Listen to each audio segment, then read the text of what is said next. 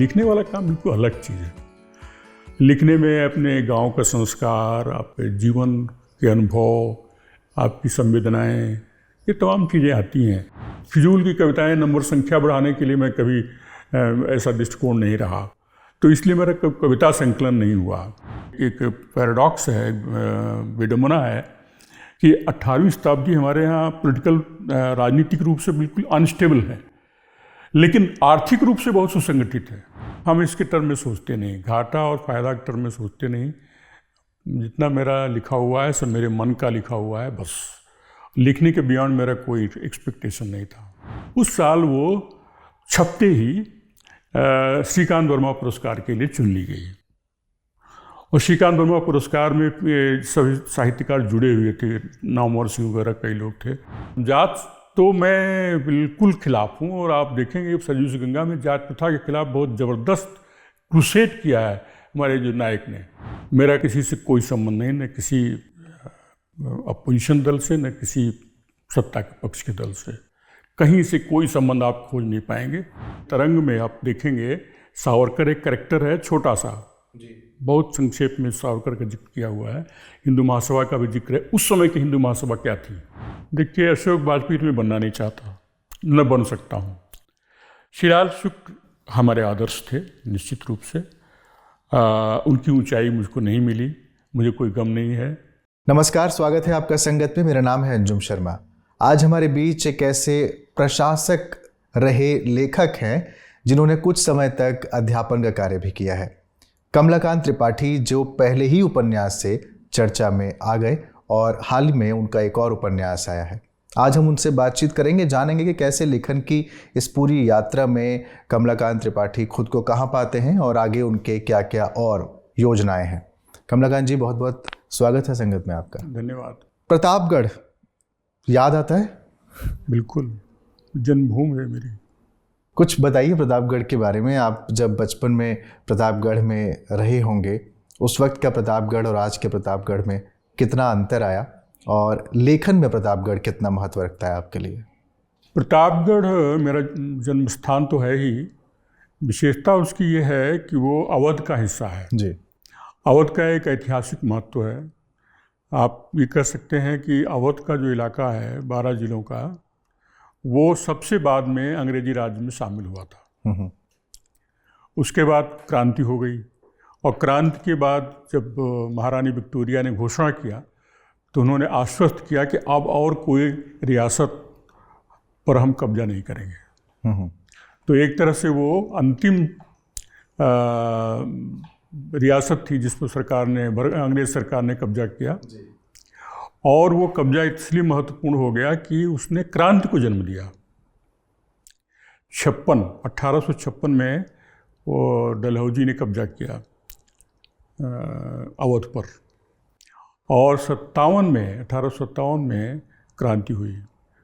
और क्रांति और स्थानों पर तो विवाद है कि सिपाही विद्रोह था या जनता का विद्रोह था या जमींदारों का विद्रोह था, राजाओं का विद्रोह था। लेकिन अवध में सभी लोग मानते हैं, सभी इतिहासकार मानते हैं कि अवध में इसने जन क्रांति का रूप धारण कर लिया था, क्योंकि यहाँ पर किसान, सिपाही, जमींदार, तालुकेदार सब अंग्रेज़ों के खिलाफ उठ खड़े हुए थे। उसका एक कारण शायद आपको मालूम हो कि अंग्रेज़ों के पास में बंगाल सेना हुआ करती थी जी। यहाँ उत्तर भारत में बंगाल सेना ही सब जगह जाती थी। बंगाल सेना ने ही पंजाब पर कब्जा किया था, कुछ ही दिनों पहले पंजाब पर कब्जा किया था, और भी जगहों पर उसने कब्जा किया था। तो बंगाल सेना केवल नाम को बंगाल की थी। ये सब तो इतिहास की बातें हो गई कमलाकांत जी। हाँ। मैं आपके इतिहास के बारे में जानना चाह रहा था। जैसे सबका होता है, मेरा इतिहास कोई अलग से नहीं है। एक किसान घर में पैदा हुआ, मेरे पिताजी किसान, और मेरे जो पितामह थे वो संस्कृत के विद्वान थे और बहुत जागरूक थे, अदरवाइज बहुत जागरूक थे। पूरे इलाके में उनका भ्रमण होता था और लोग आते थे, मिलते थे, सबको सलाह देते थे। तो उनकी जानकारी बहुत ज़्यादा थी, इतिहास की हर चीज़ की जानकारी थी। उन्हीं से मुझको 1857 के बारे में जानकारियाँ मिली जो श्रुति परंपरा से चली आई थी, और उन जगहों के नाम भी बताया उन्होंने जहाँ जहाँ लड़ाइयाँ हुई थी। कुछ समय के पद थे, जैसे काला कांकर के ललनवा, डारे चांदे में निशनवा। तो चांदे में एक लड़ाई हुई थी, उसमें काला कांकर के राजकुमार लाल प्रताप सिंह ने भाग लिया था, उसका जिक्र आता है पाहीगर में जी। तो जब वो हमने सुन रखा था उनसे बहुत सारी ऐसी कथाएं, कानपुर की जो कथाएं हुई थी, जो घटनाएं हुई थी उनके बारे में, उससे मुझे एक दिलचस्पी पैदा हुई। उसके लोकल, वहाँ के क्षेत्रीय इतिहास में दिलचस्पी पैदा हुई। इलाहाबाद विश्वविद्यालय से आपने पढ़ाई की? जी। और उसके बाद आप चले गए, मतलब इलाहाबाद से ही आप राजनीति शास्त्र पढ़ने लगे? जी। एमए वगैरह किया, फिर एमफिल आपने किया? एमफिल तो बहुत बाद में किया, एमफिल तो ऐसे ही कर लिया। एमफिल तो हमने सर्विस में आने के बाद एक कोर्स किया था, और उस कोर्स में वो लोग एमफिल की डिग्री देते थे। फाउंडेशन कोर्स में? फाउंडेशन कोर्स नहीं था, वो अलग से कोर्स, सर्विस कोर्स था। अच्छा। यही दिल्ली में किया था, पब्लिक इंस्टीट्यूट ऑफ एडमिनिस्ट्रेशन यहाँ पर जी, वहाँ से किया था। वो इसलिए किया था कि हमको, मेरा ट्रांसफ़र हो गया था और बच्चे हमारे थे उस समय फाइनल में, तो 1 साल हमको यहाँ रहना था। तो 1 साल के लिए वो कोर्स पूरा होता था 1 साल में, तो उस कोर्स को मैंने ज्वाइन कर लिया। तो उसमें एमफिल की डिग्री मिलती थी रिसर्च लिखने, पेपर लिखने पर। तो पेपर लिखा और मिल गई डिग्री। तो वो उसका कोई खास एकेडमिक से कोई खास संबंध नहीं है। लेकिन मैंने उस पर भी किताब लिखी एक। हाँ, वो किताब पब्लिश हुई, अंग्रेजी में है। लेकिन सर्विस में आने से पहले, इंडियन रेवेन्यू सर्विसेज में आने से पहले मैंने केवल एमए किया था, और एमए करते ही जॉब में आ गया था, टीचिंग जॉब में आ गया था। गोरखपुर विश्वविद्यालय? गोरखपुर विश्वविद्यालय में। ज़्यादा मज़ा आपको पढ़ाने में आ रहा था या फिर राजस्व सेवा की तरफ जाना ही था? दोनों के अपने अपने आकर्षण हैं, और दोनों की अपनी अपनी तलखियाँ भी हैं। अब जब मैं गोरखपुर गया तो बेसिकली उसका जो सेटअप था वो देहाती सेटअप है, आप जानते होंगे। बच्चे जो है वो गांव से आते थे, और उनका इंटरेस्ट होता था कि आप इम्पॉर्टेंट लिखवा दीजिए, इम्पॉर्टेंट कुछ सवालों का जवाब लिखवा दीजिए, और ज़्यादा गहराई में जाने में इंटरेस्ट नहीं था। और मैं 4 महीने यहाँ इलाहाबाद पढ़ा के गया था। जैसे मेरा अगस्त में रिजल्ट आया और सितंबर से मैंने पढ़ाना शुरू कर दिया था। तो यहाँ पर पूरी मेहनत से फंडामेंटल चीज़ें पढ़ाने की कोशिश करता था। वो उनको पसंद नहीं आती थी, तो फिर मैंने वही उनकी धारा पकड़ ली। तो वो मज़ा नहीं आ रहा था हमको। इसके लिए हमको यूनिवर्सिटी में नहीं अपॉइंट किया गया है कि मैं आपको इम्तहान की तैयारी कराऊँ शुरू से लेकर। हाँ, आपको विषय की जानकारी, विषय में इंटरेस्ट पैदा करने के लिए मैं पढ़ा रहा हूँ। तो राजनीति शास्त्र ठीक है, समझ में आ रहा है। वहाँ से आपका थोड़ा मोह भंग हुआ एक तरीके से, और आप यूपीएससी की तैयारी करने लगे। इन सब के बीच में एक लेखक के तौर पर आपके भीतर जो कुछ उमड़ रहा था, क्या वो कागज़ पर था? क्योंकि आपका विधिवत लेखन जो प्रकाशन में आता है वो तो बहुत बाद में आता है। मैं 70 के दशक की बात कर रहा हूँ। जी, इलाहाबाद का माहौल ऐसा था कि उसमें लेखन और लेखकों के प्रति एक सम्मान भाव, और उसकी जो गोष्ठियाँ होती थी उनमें जाना आना, ये बहुत स्वाभाविक था। तो मेरी लेखन में रुचि थी, साहित्य में रुचि थी, भारतीय राजनीति शास्त्र के विद्यार्थी होने के बावजूद। तो वहाँ पर एक संस्था हम लोगों ने बनाई थी, यंग लोगों ने मिल करके, जो थोड़ा इंटरेस्ट था लेखकों की। तो वो वहाँ परिमल था ना, तो परिमल के छोटी सी, मतलब वो यंग लोगों की विंग थी।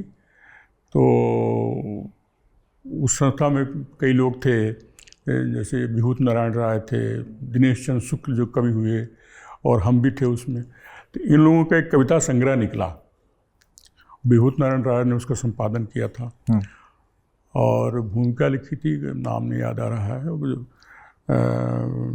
कि महादेवी वर्मा के बहुत करीब रहते थे वो, उन्होंने भूमिका लिखी थी।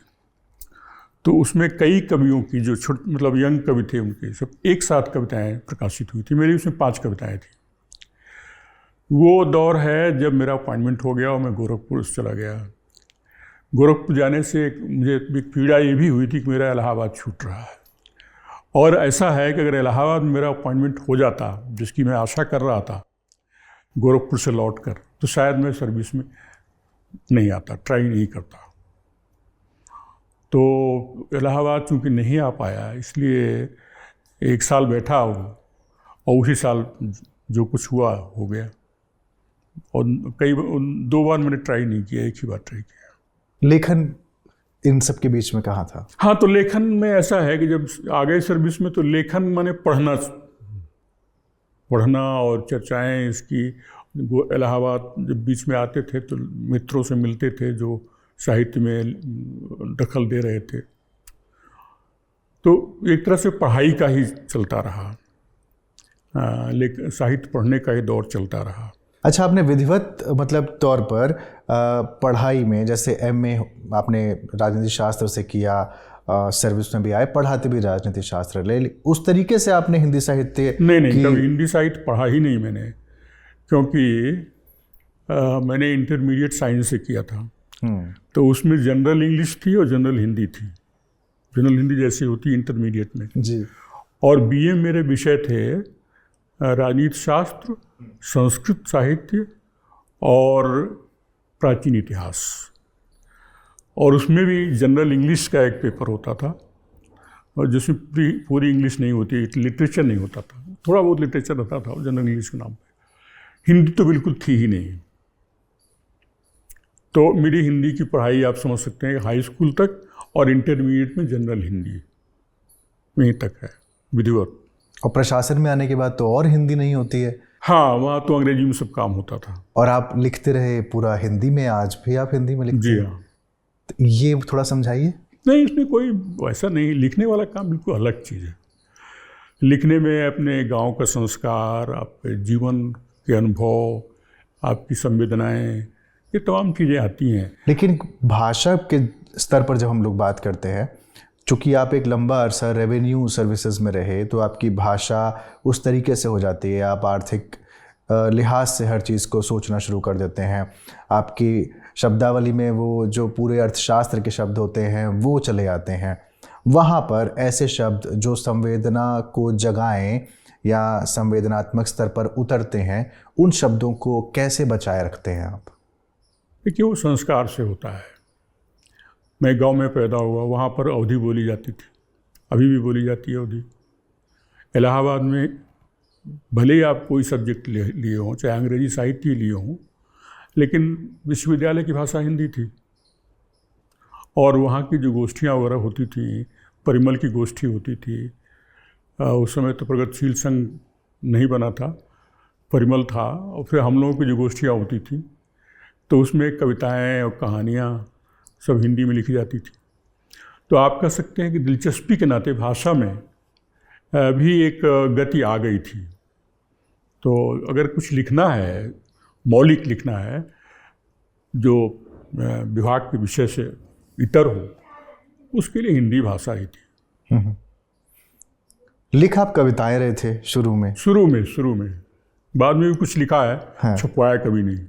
ऐसा क्यों? अब वो संतोष नहीं हुआ।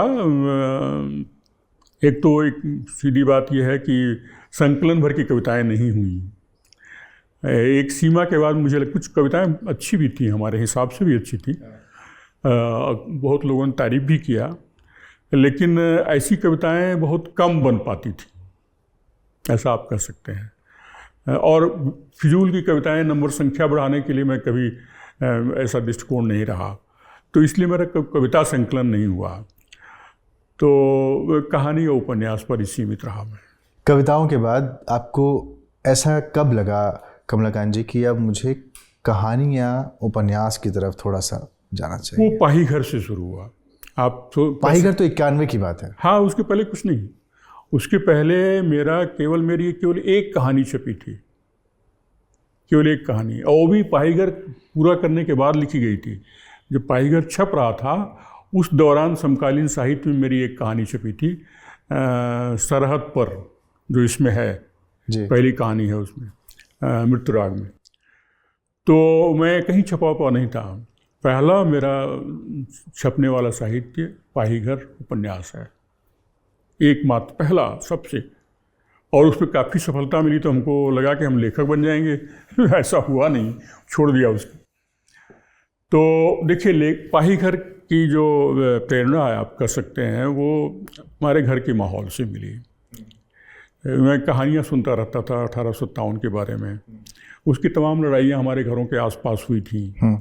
और प्रतापगढ़ और इलाहाबाद के रास्ते में अंग्रेज महिलाओं और बच्चों की एक टुकड़ी वहाँ रुकी हुई थी गांव में, बहुत तकलीफ़ में। आश्रय लिया था वहाँ पर, सुल्तानपुर से भाग के इलाहाबाद की यात्रा के दौरान। तो वो इलाका मेरा देखा हुआ था, वो घर भी मेरा पहचाना हुआ था जहाँ ये हुआ था, बेलूपुर में। तो फिर मैंने 1857 का लिटरेचर पढ़ना शुरू किया, इतिहास पढ़ना शुरू किया। तो मैंने देखा कि वो घटनाएं तो हैं, लेकिन उनका दूसरा पार्ट है, अंग्रेज़ों का पार्ट है उसमें, और उसको पांडीज कहते हैं। हमारे जो सिपाही थे उनको पांडीज, मंगल पांडे के नाम पे सबको पांडीज कहते थे वो। तो वो एक बड़ा मतलब रोचक अनुभव था कि जगहों के नाम हैं, घटनाओं की वर्णन है, लेकिन दृष्टि अंग्रेज़ों की है कि ये सब बदमाश लोग हैं और इनको दंडित करना है, और हमारे लिए वो हीरो थे। तो उससे जो एक आयरनी पैदा हुई, आप कह सकते हैं कि उसी से लिखने का मन हुआ कि नहीं, मुझे जो श्रुति परंपरा है उसको उभारना है, और उसको इस तरह उभारना है कि इतिहास से जो छन के आ रहा है उसको सपोर्ट करे। हिंदी में जब ऐतिहासिक उपन्यासों की हम परंपरा देखते हैं, फिर उसमें चाहे आचार्य चतुर्सेन शास्त्री हों, वृंदावन लाल वर्मा हो, यशपाल तक अगर हम आए तो आपको एक लंबी परंपरा उसमें दिखती है। लेकिन इधर ऐतिहासिक उपन्यास थोड़े से कम हो गए हैं लिखा जाना। आप लगातार पहले उपन्यास से लेकर अभी जो आपका हालिया उपन्यास आया, इतिहास उसका केंद्र में, आप हमेशा केंद्र में रखते हैं इतिहास को। ऐसा क्यों है? क्या प्रतापगढ़ की पृष्ठभूमि, अवध से लगाव की वजह से ऐसा है, या फिर राजनीति शास्त्र में आपकी शिक्षा है इस वजह से ऐसा है? हाँ, ये बहुत ही उम्दा प्रश्न है, सब कुछ खुल जाएगा इससे। देखिए, इतिहास की पृष्ठभूमि तो मेरी पाहीघर ने तय कर दी, और पाहीघर को लेकर के मैंने जब लिखना शुरू किया तो मुझे लगा कि पाहीघर अभी जिंदा है, उनके प्रति उत्सुकता थी, अपनत्व का भाव भी था, क्योंकि घटनाएं हमारे आसपास, गांव के आसपास हुई थी। तो पाहीघर ने ही मेरी दिशा तय कर दी। पाहीघर जब मैंने लिखा तो उसमें मैंने देखा, उसके भूमिका मैंने लिखा भी, थोड़ी सी छोटी सी भूमिका है कि पाहीघर शाश्वत कथा है। 1857 एक तरह से ब्रेकिंग पॉइंट है, मध्य युग का अंत है, और 1857 के बाद जो संस्थाएं बनती हैं वो आज तक कायम है, आज तक कायम है, और किसी न किसी रूप में उनके जो माइनस और प्लस पॉइंट्स हैं वो सब हम लोग देख रहे हैं और अनुभव कर रहे हैं जी। और लोक जीवन को मैंने देखा कि लोक जीवन तो वही है, बचपन तक मेरे वही था, ठीक वही लोक जीवन था जो 1857 में था, जिसकी हमको झलक मिलती थी। तो मैंने आज को समझने के लिए इतिहास का सहारा लिया, आज को समझने के लिए, आज की संस्थाओं को, आज उन संस्थाओं के विकारों को, उनके दुष्प्रभावों को, उनके बिगड़ने के कारणों को, इन सब की खोज मैंने इतिहास में की। लेकिन एक उपन्यास में होता है, समझ में आता है, हाँ। एक के बाद एक हर उपन्यास में होता है, तो लगता है कि नहीं, कुछ ऐसी चीज़ खोजने का प्रयास कर रहे हैं जो आपको अब तक मिली नहीं है। देखिए, पहला उपन्यास था हमारा पाहीघर, दूसरा उपन्यास तो उसी से जुड़ा ही हुआ है, वो भी, उसकी भी कहानी एक जैसी ही है कि वो भी हमारे गांव के पास की कहानी है। बाबा रामचंद्र का नाम आपने सुना होगा, किसान नेता। जी जी। तो जो दूसरा उपन्यास है बेदखल, वो बाबा रामचंद्र की कहानी है। बाबा रामचंद्र तो हमारे मतलब पैदा होने तक जीवित थे, लेकिन हम जब बड़े हुए तब नहीं थे। उनके बेटे थे और बेटियां थीं, और उनकी कहानियाँ तो सब लोग हमारे सामने तक, मतलब जब हम समझने लायक हो गए, थोड़ा और बड़े हो गए, तब तक उनकी कहानियाँ चलती रहती थी। उन्होंने ये कहा तो वो कहा, इस तरह से सभाएँ करते थे, चारपाई लटका देते थे पेड़ से, उस बैठते थे और बड़ी बड़ी सभाओं को संबोधित करते थे बिना किसी माइक के। और जय सीताराम की आवाज़ पे लोग इकट्ठे होते थे, और जय सीताराम किसी ने कहा तो वो जिसको सुनाई पड़ा उसने भी जय सीताराम कहा जोर से। इस तरह से मालूम होता था कि आज उनकी यहाँ पर सभा है। तो मैंने कहा अब दूसरा उपन्यास मैं उन्हीं पर लिखता हूँ। वो उपन्यास जो है वो किसान समस्या पर है और अवध के विशेष संदर्भ में है, क्योंकि वहाँ तालुकेदारी व्यवस्था अंग्रेजों ने लाई थी, खास तरह की तालुकेदारी व्यवस्था। उसकी भी एक बड़ी टिकलिस कहानी है। जब 56 में जब इनका राज हुआ तो इन लोगों ने एक फौरी बंदोबस्त किया तत्काल। पहले तो कोई बंदोबस्त था ही नहीं जी, नवाबों के टाइम पे। तो फौरी बंदोबस्त में उस समय वहाँ पर बेंथम और मिल के विचार इंग्लैंड में बहुत हावी थे कि ये जो बीच के जो मिडिल मैन है सरकार और टिलर के बीच में, उनको दूर किया जाए। तो उसमें टेंडेंसी ये थी सेटलर्स की कि जो ज़मींदार तालुकेदार हैं ये एक तरह से रेवेन्यू के ठेकेदार हैं, इनको दूर किया जाए और सीधे किसानों से लगान वसूल किया जाए। तो बहुत सारे गांव इन्होंने ज़मींदारों तालुकेदारों से लेकर के किसानों के साथ सेटलमेंट किया। लेकिन जब क्रांति हुई तो उन्होंने बड़े अजीब चीज़ें महसूस की। इन्होंने कहा, इनको लगा कि ये तो जो ज़मींदार हैं ये तो नेचुरल लीडर्स हैं यहाँ के। जब ज़मींदार नाराज़ हुए, चूँकि उनके गांव छिन गए थे, तो उनकी जनता भी उन्हीं के पीछे पीछे चल पड़ी। मतलब वो उसको पता नहीं चला कि उसके हित के लिए काम कर रहे थे ये लोग, और वो पीढ़ियों दर पीढ़ियों से राजा साहब को अपना नेता मानती आई थी। तो तब इनको महसूस हुआ कि अगर राज को कायम रखना है, सुदृढ़ रखना है, तो इनको हमें खैरख्वाह बनाना है। तो जो उनकी पॉलिसी एकदम बदल गई। तो जो हमारा अव्वल बंदोबस्त हुआ, जैसे हमारे अव्वल बंदोबस्त गांव में हम लोगों ने उसका सब रिकॉर्ड देखा हुआ है, जब चकबंदी आई तो सब खोजना पड़ा उसको। तो अव्वल बंदोबस्त में उन्होंने क्या किया कि सारे तालुकेदारों को ही मजबूत किया और एक और काम किया, तालुकेदारों को उन्होंने लैंड की टाइटल दे दिया। ये सब तो ठीक है, आपके उपन्यास में हम ये सारी चीजें हम पढ़ते हैं। तो मुझे अपना वो जवाब नहीं मिला। बता रहा हूँ कि क्या ऐसी चीज़ है जो खोजने का प्रयास कर रहे हैं जो नहीं मिला। तो वही बता रहा हूँ। तो दूसरा जो मैंने, फिर तीसरा मैंने उपन्यास लिखा, वो भी ऐतिहासिक उपन्यास, वो है सरजू से गंगा। तो वो तब तक मैं काफ़ी टाइम बीत गया था, काफ़ी पढ़ाई कर लिया था भारतीय इतिहास के बारे में, और खासकर ये जो आधुनिक इतिहास भारत का है। तो मैंने कहा मैं कंपनी जब आई तब से शुरू करना चाहिए हमको इस खोज को। आज की जो पहचान है, आज के जो रोग का निदान है, इस रोग के निदान के लिए हमको शुरू करना चाहिए कंपनी जब आई तब से। तो 1857 से हम और पीछे चले गए। हमने शुरू किया 18वीं शताब्दी का उत्तरार्ध, मैंने प्लासी की लड़ाई से लेकर के और वार्न हेस्टिंग्स का पीरियड 1780 तक, उसके लिए मैंने ये लिखा सरजू से गंगा। वो बहुत संक्रमण काल था वो जी।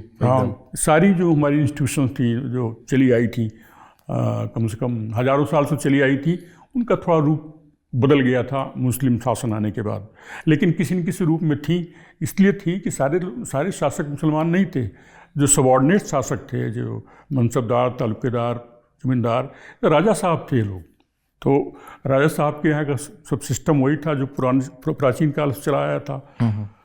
तो वो सारा सिस्टम कैसे चेंज हुआ, किस मानसिकता को जन्म दिया उसने, कितना उथल पथल मची उस समय मन में और बाहर दोनों ओर, उसको चित्रित करने के लिए फिर मैंने ये सरजू से गंगा लिखा। ठीक।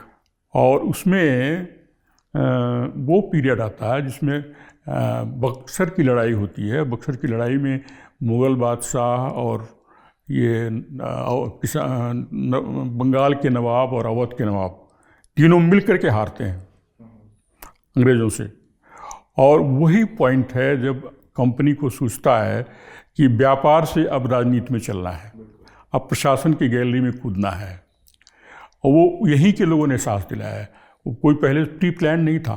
वो तो कंपनी को यहाँ पर उसने तय कर दिया कि कंपनी अब यहाँ पर रहने वाली है। बिल्कुल 1600 से बनी थी कंपनी, 1600 से 1757 तक या थोड़ा उसके पहले तक शुद्ध व्यापार किया उसने। उससे देश का भी बड़ा फायदा हुआ, इसको लोग भूल जाते हैं। भारत का बहुत फायदा हुआ उससे। जो प्रॉस्पेरिटी यहाँ पर थी उसमें कंपनी का योगदान था, क्योंकि जो हमारे सिल्क रूट वगैरह बंद हो गए थे 1453 में, जब तुर्कों ने कब्जा कर लिया कुस्तुनतुनिया पर, तो सारे रास्ते बंद कर दिए, बाजार ही बंद कर दिया कुस्तुनतुनिया का जो मंडी थी। तो उसी लिए भारत की खोज हुई थी समुद्री मार्ग की।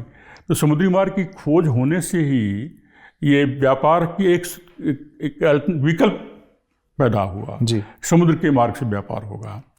और वो इतना बहुमूल्य था भारत का माल कि यूरोप उसके बिना जी नहीं सकता था। इसीलिए इनमें कंपटीशन हुआ। फ्रांस में, हॉलैंड में और पुर्तगाल में और इंग्लैंड में लड़ाइयाँ लड़ी गई।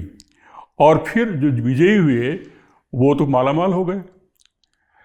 तो अंग्रेज़ों ने 1600 से लेकर के 1700 के 150 साल तक, करीब 1750 तक शुद्ध व्यापार किया और उसका पूरा फायदा हमारे देश की आर्थिक व्यवस्था को हुआ। एक पैराडॉक्स है, विडंबना है कि 18वीं शताब्दी हमारे यहाँ पॉलिटिकल राजनीतिक रूप से बिल्कुल अनस्टेबल है, लेकिन आर्थिक रूप से बहुत सुसंगठित है। आर्थिक गिरावट बिल्कुल नहीं थी, वो अंग्रेज़ों के आने के बाद शुरू होती है। तब तक यहाँ के माल की कीमत इतनी ज़बरदस्त थी, मलमल यहाँ का इतना फेमस था कि वो वर्ल्ड मार्केट को वो दबाए हुए था। और बहुत सारी चीज़ें यहाँ ऐसी होती थी जो यूरोप में होती नहीं थी, उनका काम ही नहीं चलता था। लेकिन इन सब के बारे में जी तो इतिहासकार लिख ही चुके थे ना। हाँ, तो हमको इसको लोक जीवन से जोड़ना था, क्योंकि लोक जीवन तो मेरे ऊपर हावी था। इनका प्रभाव लोक जीवन पर क्या पड़ता था, मनुष्य के सोचने के तरीके में क्या बदलाव होता था इसकी वजह से। अब जैसे ये सरजू से गंगा की कहानी ना, सरजू से गंगा की कहानी एक आदमी के द्वारा, एक साधारण से नवयुवक के द्वारा 41 गाँव की तालुकेदारी खड़ी करने की कहानी है। बेसहारा है, उसके पास कुछ भी नहीं है और उसको दान पत्र मिलता है कि उसकी वजह से वो कागजी मालिक हो जाता है 41 गाँव का। एक राजा साहब उसको देते हैं जिन गाँव पर नवाब के ठेकेदारों ने कब्जा कर रखा है। तो उसको 41 गाँव पर कब्जा करने के लिए एक लंबी लड़ाई लड़नी पड़ती है। उसके लिए कुमुक खड़ी करता है और चूँकि सारे गांव कब्जे में है नवाब के, फौजदार, ठेकेदार सब मुसलमान हैं, तो ये मुसलमानों की कुमुक खड़ी करता है। अब बहुत ही लॉयल मुसलमान, 40 घुड़सवारों की कुमुक। मैं रोक रहा हूँ यहाँ पर आपको, बीच में माफ़ी चाहूँगा, लेकिन अगर आपके इस पूरे इन उपन्यासों का हम क्रम देखें, जो कि पाहीघर से शुरू होता है और निशांत का कोरागरा तक आता है। निशांत का कोरागरा आने से पहले सरयू से गंगा तक, उसको भी मैं छोड़ दूं, उसके पहले उसके बीच में तरंग है। पाही, बेदखल और तरंग, ये 3 उपन्यास अगर मैं देखूं, ये आपके तब प्रकाशित होते हैं जब भारतीय राजस्व सेवा में आप तकरीबन 20 साल दे चुके होते हैं। 15 से 20 साल। 75 में आप आते हैं और 91 में पाहीघर आता है, उसके बाद 97, 99, इस तरीके से क्रम चलता है। 15 से 20 साल, मतलब आप एक उरूज पर होते हैं अपने सर्विस के। कैसे समय मिल जाता था उस समय? वो क्योंकि जिम्मेदारियां तो उस समय काफ़ी बढ़ जाती हैं। बहुत बढ़ जाती थी और ओरिजिनल काम करना पड़ता था। ये जो पीरियड है लिखाई शुरू करने का, वो पीरियड है जब मुझे सुपरवाइज करने का ज़्यादा काम आया, काम दूसरों से लेने का काम आया। तब थोड़ा समय मिलना शुरू हुआ मुझे और फिर मैंने यात्रा वगैरह किया, जहाँ जहाँ ये घटनाएं थी वहाँ गया, फ़ोटो खींचे वहाँ के और उनका अध्ययन किया, लोगों से बात किया, वहाँ आसपास के लोगों से, गांव वालों से, उनको जो कुछ मालूम था, तब मैंने लिखा।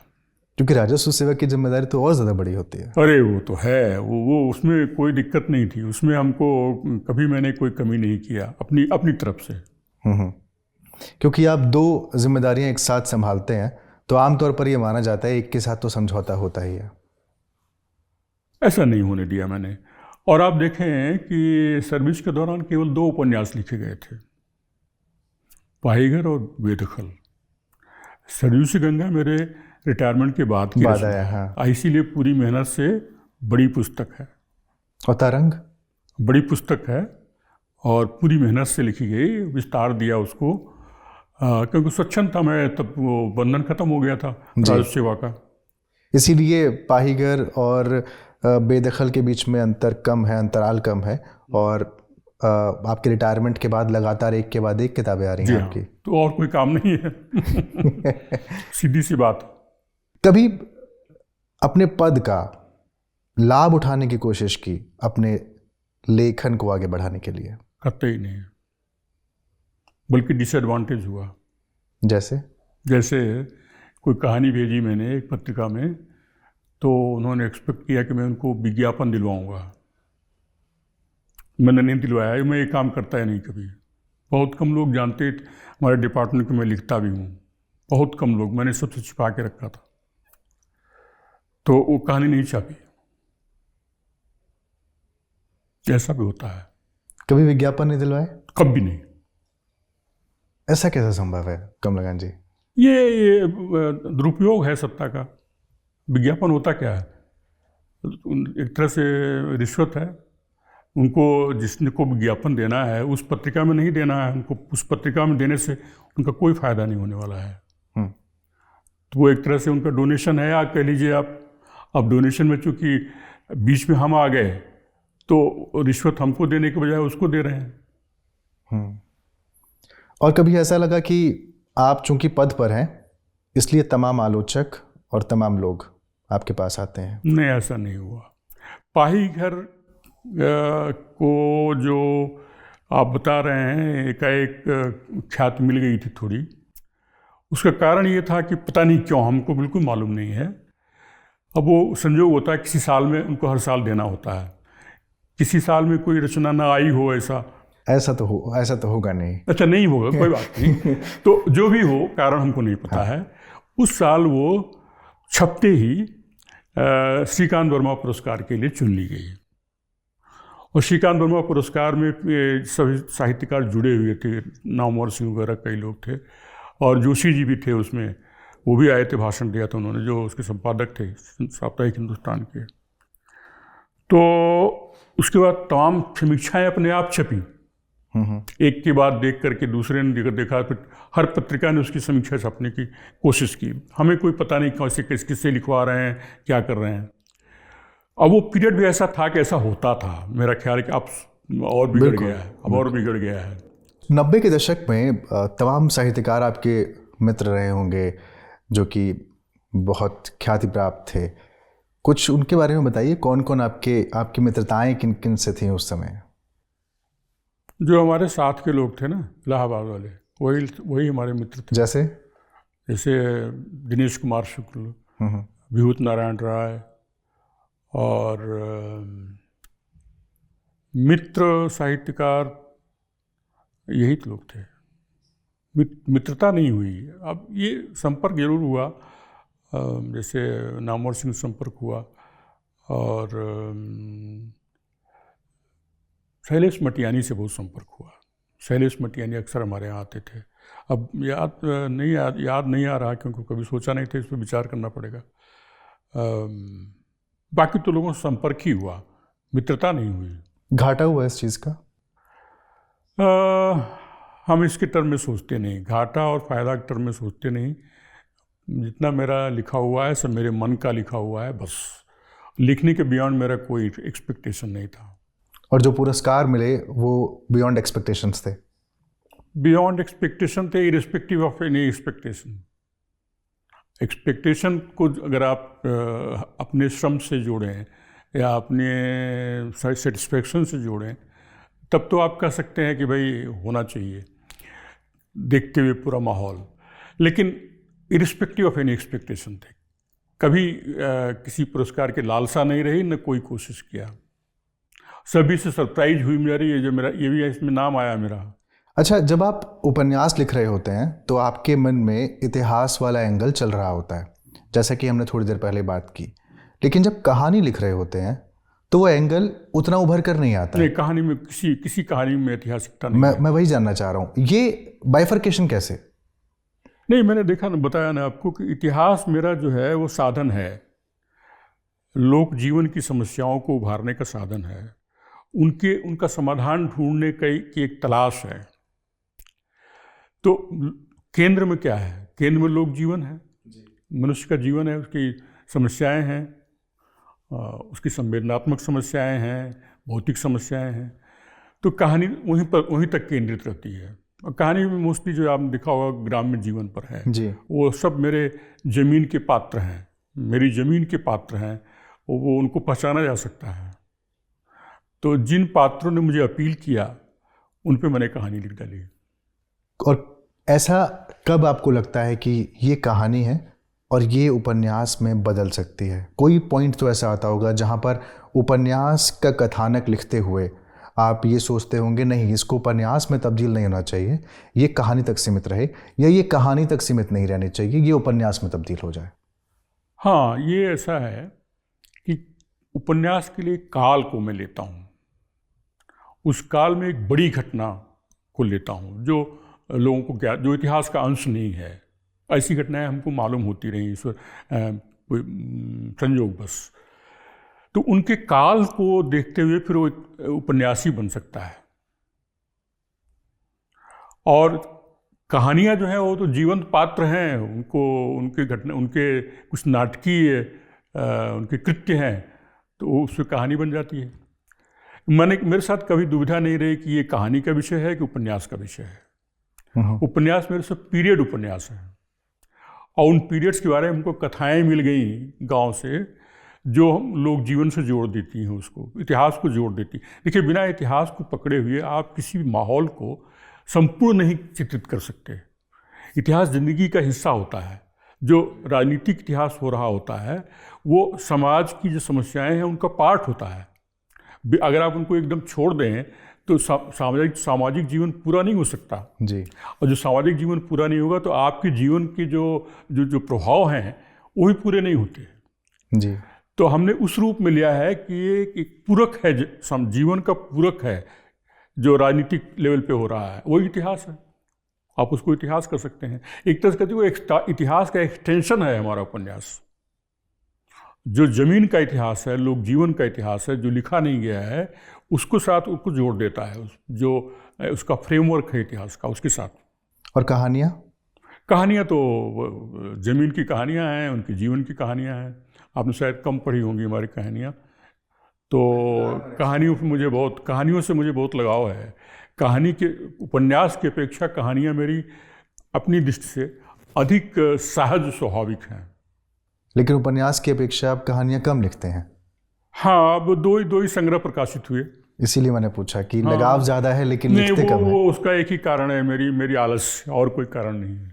तो आलस की वजह से पहले आपने कविताएं छोड़ी, और आलस की वजह से फिर आपने कहानियाँ आपके हाथ से छूटती गई और उपन्यास की तरफ आपका लगाव बढ़ता चला गया।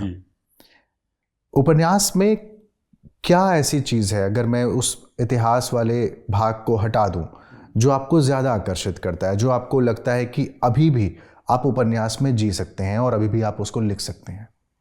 देखिए, मेरे जो पूर्वज थे ना, गांव में परंपरा होती, खासकर जागरूक परिवार हैं, कोई विद्वानों का परिवार होता है, तो गांव की परिवार की परंपरा जीवित रहती है, बच्चों तक को सुनाई पड़ता है। तो मैं बार बार सोचता था कि मेरी जो दादी थी, फला दादी थी, उनके जीवन में क्या समस्याएं रही होंगी। जो थोड़ा बहुत मालूम है उसका विस्तार मैं करना चाहता था और उसको ज़्यादा बारीक लेवल पे ले आना चाहता था। प्रेम की, विछोह की क्या समस्याएं रही होंगी उनके जीवन में, वही उपन्यास में आया है। और बड़की बहू तो देखा हुआ पात्र है। बड़की बहू कहानी की बात कर रहे हैं कि संग्रह? कहानी की बात कर। वो तो देखा हुआ पात्र है। कुछ बताइए। बहुत बहुत कारुणिक पात्र है। इसीलिए मैंने पूछा, मैं किसी और की बात में बात कर सकता था, लेकिन वो जिस हिसाब से आपने लिखा है, वो जब तक आप उसको देखा ना हो आपने, हाँ, तब तक बिल्कुल। वो लिखा जा नहीं सकता। बिल्कुल, बहुत कारुणिक पात्र है, बहुत बहुत करीब का पात्र है। मैं ज़्यादा नहीं बता सकता उसके बारे में। यानी निजी जीवन से जुड़ा हाँ, हुआ वो है। मेरी ताई जी थी। जी, पात्र के नाम बदले हुए हैं, लेकिन है निजी हाँ, जीवन थोड़ा बहुत बदला है। नाम तो आता ही नहीं है, थोड़ा बहुत बदला हुआ है। में। जी, वो सरनेम रखा हुआ है ना सबका। बिल्कुल। हम्म। इसी सरनेम पे आना चाह रहा था। जातीयता या जातिवाद, अगर आप सरनेम लेकर किसी कहानी के पात्रों को गढ़ते हैं, तो क्या ये नहीं दिखाता कि आप किसी जाति के प्रति ज़्यादा झुके हुए हैं? नहीं, हमारे पात्रों में सरनेम हर जगह नहीं आता। वो सरनेम जात सूचक नहीं है। आप देखिए, वो सरनेम परिवार के द्वारा दिए गए हैं। कोई नई बहू आई, कुछ उसके गुण विशेष दिखाई पड़े लोगों को, तो वो नाम रख दिया। झुनकी जैसे एक नाम रखा हुआ, जी, वो झुनुक झुनुक करके चलती थी, अपने पैरों को थोड़ा इठला इठला के चलती थी।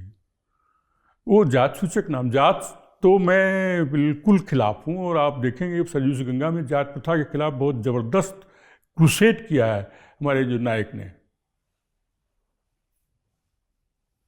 जितनी ज़मीनें थीं उनको प्रति की मिली, वो सब दलितों को दिया उन्होंने, जिसके पास ज़मीन नहीं थी। भूमिहीनों को, शब्द हमने इस्तेमाल किया भूमिहीन। जी, भूमिहीनों को सारी ज़मीनें अलॉट किया। और बेचारे वो, चूँकि खेती का जो सरंजाम होता है उनके पास नहीं था, और खड़ा करने के साधन भी नहीं था, तो शुरू में उनको हल बैल भी दिया, और उनके लिए झोपड़ी भी बनवाई उनके खेत के पास। एक बिल्कुल अलग तरह के कल्याणकारी शासन व्यवस्था को उन्होंने पैदा किया है। 41 गाँव को आदर्श बनाया, और वो असली गांव हैं। वहीं पर काला नमक की खेती होती है, आज भी होती काला नमक की खेती। और वहीं पर नहरों की व्यवस्था की, आज तक कायम है नहरें, गोरखपुर में, जहाँ से हम लोग आए हैं। जी। कमलाकांत जी, जब आपकी किताबें पढ़ते हैं हम लोग, जिसमें ग्राम्य जीवन इतना ज़्यादा रचा बसा हुआ है, एक प्रशासनिक अधिकारी रहते हुए, क्या आप अपने गांव के लिए कुछ कर पाए? नहीं, मैं नहीं कर पाया। आप मृत्युराग पढ़ें, मृत्युराग कहानी का अंतिम कहानी, मृत्युराग कहानी की, उससे स्पष्ट हो जाएगा। मैं नहीं कर पाया, गांव के लिए मैं कुछ नहीं कर पाया। इस बात सालती है? मैं यही कर पाया कि उनको उजागर किया, मैंने साहित्य में उनको दर्ज किया, और कुछ नहीं कर पाया। और कुछ करने का मतलब था दुरुपयोग करना शक्तियों का अपनी। ये साफ जाहिर है कि शक्तियों का दुरुपयोग सिर्फ उत्कोच से नहीं होता, तरह तरह के होते हैं उसके रूप। तो मैं उस तरह का अधिकारी नहीं था। मैं बहुत सब लोग जानते हैं इस चीज़ को, बहुत घबराते थे जब मेरी पोस्टिंग होती तो। लेकिन कभी कभी एक चीज़ होती है, जब हम एथिक्स पढ़ते हैं, हाँ, या बिल्कुल। फिर 30 की कहानी है मृत्युराग कहानी, जो है ना, लास्ट कहानी, लंबी कहानी है। जी, इसी 30 की कहानी है। मैं लिखना नहीं चाहता था, लेकिन उसने लिखवा दिया। और कोई ऐसी चीज़ जो आपको सालती हो, जिसकी टीस हो आपके तो भीतर? बहुत सी चीज़ें हैं भाई, जीवन तो दुखों का और विडंबनाओं का पिटारा है। बहुत कुछ है, हर एक के जीवन में रहता और है। आजकल क्या आप वो तमाम टीस फेसबुक पोस्ट के माध्यम से निकालते हैं? जी जी जी जी। फेसबुक पर काफ़ी कुछ लिखा है मैंने, तरह तरह के विषयों पर लिखा है मैंने। उसी में से एक आपकी एक सीरीज आप इस समय चला रहे हैं सावरकर को जी। लेकर। क्या सावरकर पर लिखना आपका, मैं ये मानूं कि आज के समय में जिस हिसाब से सावरकर को देखा जा रहा है, आप उस चीज़ का फ़ायदा उठाने की कोशिश कर रहे हैं, या फिर क्योंकि सावरकर पर आप कभी भी लिख सकते थे, 2014 के बाद से जो शासन परिवर्तन हुआ है, आपने यही समय क्यों चुना? एक सवाल मेरा ये है। और जो आप बार बार उसमें एक चीज़ लिखते हैं कि सावरकर को समझा नहीं गया, खलनायक के तौर पर प्रस्तुत किया गया है, जबकि उनके दूसरे पक्ष को भी देखा जाना चाहिए। जी, क्या ये आज के समय को देखते हुए ऐसा लिख रहे हैं आप? बहुत बढ़िया प्रश्न आपने पूछा है। मैं चाहता था कि इस प्रश्न का जवाब दूं। समय से कोई संबंध नहीं है इसका। मेरा किसी से कोई संबंध नहीं, न किसी अपोजिशन दल से, न किसी सत्ता के पक्ष के दल से। कहीं से कोई संबंध आप खोज नहीं पाएंगे जी। और न मुझे कोई आकांक्षा है। मेरी जीवन की जो आकांक्षाएं बहुत सीमित हैं और मुझे मालूम है मैं क्या करना है। ये हुआ ये कि इधर जैसे आप बता रहे हैं ना, सावरकर का वर्चस्व थोड़ा सा है, तो इसका अपोजिशन बहुत ज़्यादा, अपोजिशन में बहुत उटपटांग बातें जी। मैंने फेसबुक पर ही देखा। हमारे मित्र लोग ऐसी ऐसी पोस्टें डाल रहे हैं इनका बेसिर पैर की बातें उसमें पे, तो जितना उनका महिमा मंडन हुआ उससे ज़्यादा उनको जो है वो गद्दार और क्या क्या नहीं कहा गया। तो चूँकि मुझे कुछ आइडिया था, आपने देखा होगा उसमें तरंग में आप देखेंगे सावरकर एक कैरेक्टर है छोटा सा जी। बहुत संक्षेप में सावरकर का जिक्र किया हुआ है।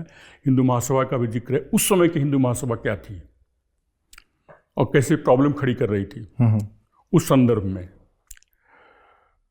तो मैंने उस पर लिखा हमारे मित्र के कि अब मुझे कुछ सावरकर पर लिखने का मन हो रहा है, और कुछ विरोध नहीं किया मैंने, उनकी किसी बात का विरोध नहीं किया। मुझे मालूम तो था लेकिन मैं विरोध नहीं किया, क्योंकि विरोध करने पर वो तमाम लोग जैसा आप जानते हैं फेसबुक पे इधर से उधर से, मैं पढ़ना नहीं चाहता था उसमें। तो उन्होंने कहा, वो मानते थे हमको कि आप लिखेंगे तो बड़ा अच्छा रहेगा।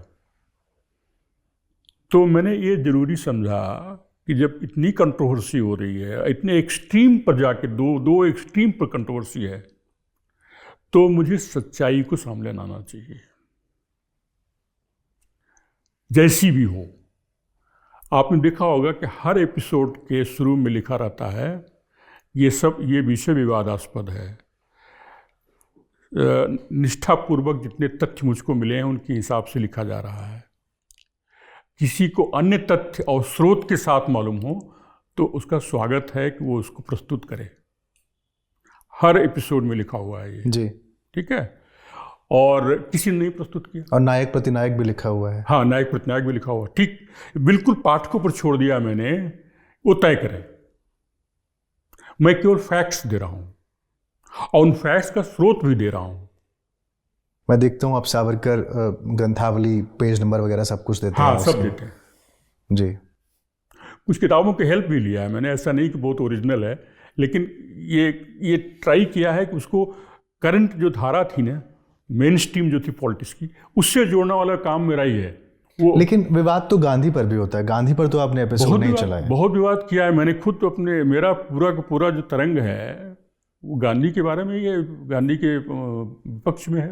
नहीं, इस तरह से एपिसोड तो लेकिन आपने नहीं चलाई जिस हिसाब से आप आज कल एपिसोड नहीं है, सावरकर पर चला रहे हैं। नहीं, सावरकर मैं एक ही दो वो आलेख लिखना चाहता था। वो 37-38 से ज्यादा हो चुके हैं, मैं देख रहा हूं। तो 41 हो गया जी। तो जब मैंने ये कोर्स शुरू किया, देखिए चीज़ें अपने प्लान से नहीं चलती हैं। उपन्यास भी ऐसे ही बढ़ता जाता है, अपने प्लान से नहीं चलता हो। मैं उसको छोटा सा उपन्यास लिखना चाह रहा था उस पर, और बड़ा हो गया तो बड़ा होता गया। मुझे लगे कभी तो पूरा ही नहीं हुआ, अभी यहाँ तक पहुँचे हैं, हमको तो वहाँ तक पहुँचना है। तो वो जब मैंने शुरू किया, मतलब इंग्लैंड के पहले जो यहाँ के जो उनका छात्र जीवन था, हमने कहा ये थोड़ा इंग्लैंड में घूम घाम के वहाँ क्रांतिकारी एक्टिविटीज़ को लेकर के फिर सेलुलर जेल जा कर के छोड़ देंगे। वो तो बढ़ता ही गया और लोग कहने लगे कि किताब पूरी होनी चाहिए, हमको पढ़ना है किताब, और ये तो सब्जेक्ट ऐसा है कि बहुत कम लोगों को जानकारी है चीज़ों को, जो कमेंट्स आते हैं। तो उससे मेरा थोड़ा उत्साह बढ़ा कि भाई इसको आगे बढ़ाया जाए। उस पर ज़्यादा महत्व मत दीजिए। देखिए जब तक किताब के रूप में नहीं आता तब तक मेरा व्यू नहीं है वो। अभी उसको रीराइट करना है, वो ड्राफ्ट है, उसमें 2 चैप्टर्स में भी कंट्राडिक्शंस मिल सकते हैं, हमको खुद दिखाई पड़े हैं। तो वो सब ठीक ठाक करना, तभी किताब के रूप में आएगा, नहीं तो ऐसे नहीं आएगा वो। तो आएगा। अब लोग जोर तो मार रहे हैं। हमारे एक प्रकाशक ने भी कहा कि हमको चाहिए, वो भी फेसबुक पर ही देखे हैं। देखिए क्या होता है, भविष्य कौन जाने, पहले पूरा हो जाए। क्या आपको लगता है कि आज का जो लेखन है वो जिस हिसाब से आप लिखते हैं, ऐतिहासिक धारा का जो प्रवाह आपके लेखन में है, या कहानियों में जो ग्राम्य जीवन की सच्चाइयाँ उभारते हैं, आपको लगता है कि आज के लेखन में ये सब चीज़ें बची हुई हैं, या फिर सोशल मीडिया और इंटरनेट के आ जाने के बाद से, और अब तो 5G आ रहा है, वर्चुअल रियलिटी भी आ रही है, इनके आ जाने के बाद से लेखन पर ज़्यादा असर पड़ा है? हाँ, पठन कम पढ़ने की प्रवृत्ति कम हुई है। टेक्स्ट मतलब बुक फॉर्म में पढ़ने की प्रवृत्ति कम हुई है, मैं आपसे मानता हूँ, क्योंकि वो सब आसानी से खोला और पढ़ने लगे। लेकिन ये है कि ये स्थायित्व के लिए तो ये रहेगा। उम्दा साहित्य स्थायित्व के लिए, पीढ़ी दर पीढ़ी कायम रहने के लिए तो साहित्य रहेगा, जाएगा नहीं। कमलाकांत त्रिपाठी जब खाली होते हैं तो क्या पढ़ते हैं? समय समय पर जो अच्छा लगे। आजकल तो फिक्शन पढ़ना बंद कर दिया है, क्योंकि वो लिखने के लिए बहुत कुछ पढ़ना पड़ता है। तो इतिहास की चीज़ें या उससे जुड़ी हुई चीज़ें या जो मटेरियल, सोर्स मटेरियल, उसकी खोज में रहना अब ज़्यादा हो गया। अब पहले तो मैं केवल फिक्शन पढ़ता था। मेरा पैशन जो था वो बहुत छोटी क्लास से शुरू हो गया था। आपको ताज्जुब होगा कि 8वीं में मैंने सचिन उनकी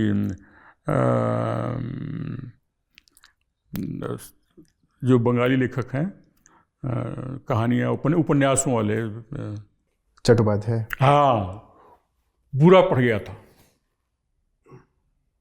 प्रेमचंद का वो जो कहानियों का संग्रह है मानसरोवर, वो पूरा पढ़ गया था 8वीं तक। हमारे एक मित्र थे, वो लाते थे, मैं पढ़ता था। फिर लाइब्रेरी हमारे स्कूल में थी, फिर उसको बढ़ाया गया लाइब्रेरी को हम लोगों के प्रभाव से। तो ये सब जो किताबें हम लोगों को पसंद सुनता था, हम लोग उनको मंगवाते थे। वो लाइब्रेरी बहुत रिच लाइब्रेरी बन गई। वो तब से पढ़ना शुरू कर दिया था। इधर वैसे फिक्शन का कल्चर कम हुआ भी है अगर आप देखें तो। हाँ, कम हुआ है। इसका क्या कारण आपको लगता है? एक तो नेट है, नेट कारण है। दूसरे पता नहीं, ऐसा तो है नहीं, ऐसा मतलब एब्सोल्यूट में नहीं है। हिंदी में प्रॉब्लम हुई है, ये अंग्रेजी में तो खूब पढ़ा जा रहा है। तो क्या आप आने वाले समय में नॉन फिक्शन लिखेंगे?